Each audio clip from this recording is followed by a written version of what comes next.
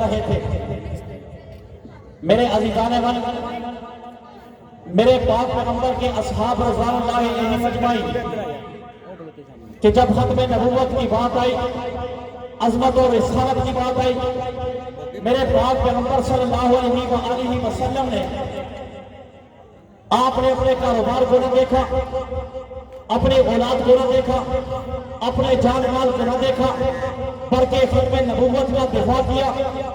عزیزان من، اصحاب کرام پر قربان جاؤں، اور جن جن لوگوں نے میرے پاک پیغمبر کے ختم نبوت کا دفاع کیا، آپ جا کر دیکھیں، آپ ان کی قبریں کھود کر دیکھیں، رب ذوالجلال کی قسم، جسم پر کیڑا لگنا دور کی بات ہے، ان کے قبر بھی، ان کے کفن بھی صحیح سلامت ہے۔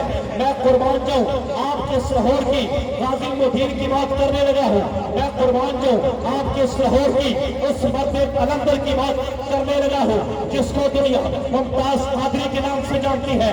آپ نے دیکھا ہوگا وہ منظر کیسا منظر تھا کہ جب ختم نبوت کی بات آئی، میرے پاک پیغمبر کے خلاف ہرزہ سرائی ہوئی، لوگوں نے بکواسات کی ہے، اور ایک ملعون، ایک بدبخت، ایک دنیا کائنات کا ملعون آدمی میرے پاک پیغمبر کے قانون کو کالا قانون کہہ دے، اس کا داغ اٹھ کر وہ یہ کہہ دیتا ہے میں اس کو چھوڑوں گا نہیں۔ ہاں ہاں، اس نے نبی کے خلاف بات کی، اس نے ختم نبوت کے خلاف بات کی۔ وہ مرد قلندر اٹھ کے اس گورنر کو جہنم حاصل کر کے اپنا سینہ تھان کر کے پوری دنیا کو بتا دیتا ہے، ارے آ تو صحیح، میں نے ختم نبوت کا دفاع کیا ہے، میں نے ختم نبوت کا پرچار کیا ہے۔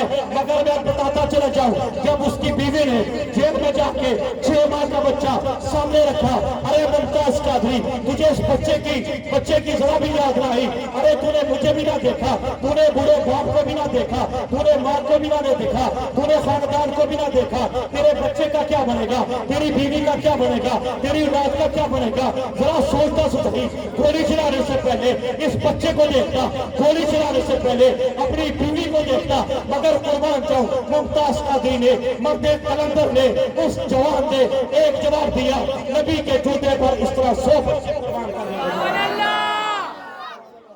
اور ختم نبوت پر قد بننے والے ان کے جسم تو دور، ان کے کفن بھی میلا نہیں ہوتے۔ یاد ہوگا آپ کو کہ جب غازی المدین کو علامہ اقبال نے اپنی شخصی ضمانت دے کر کہا کہ میں قبر سے نکالنا چاہتا ہوں، کوئی توڑ نہیں ہوگی، کچھ بھی نہیں ہوگا، میں نکالنا چاہتا ہوں، میں اپنی شخصی ضمانت دیتا ہوں، ہم نکالیں گے، جنازہ بھی ہوگا، کفن بھی ہوگی، دفن بھی ہوگی مسلمانوں کے نبی کی شریعت کے مطابق۔ جب رب ذوالجلال کی قسم نکالا گیا، دنیا گواہ ہے، لاہور گواہ ہے، کہ چوکے چوراہے گواہ ہے، جب غازی المدین کو نکالا گیا مدینہ کی خوشبو آ رہی تھی۔ ختم نبوت کی بات آتی ہے، سارے چھپ جاتے ہیں، نبی کی عزت اور ناموس کی بات آتی ہے، سارے چھپ جاتے ہیں۔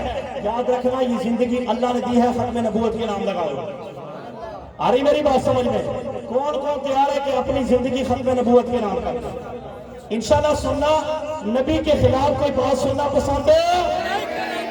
نبی کے خلاف کوئی بولنا پسند ہے؟ نبی کے خلاف جو زبان بولے اس کا کیا کریں گے؟ یاد رہے گا انشاءاللہ؟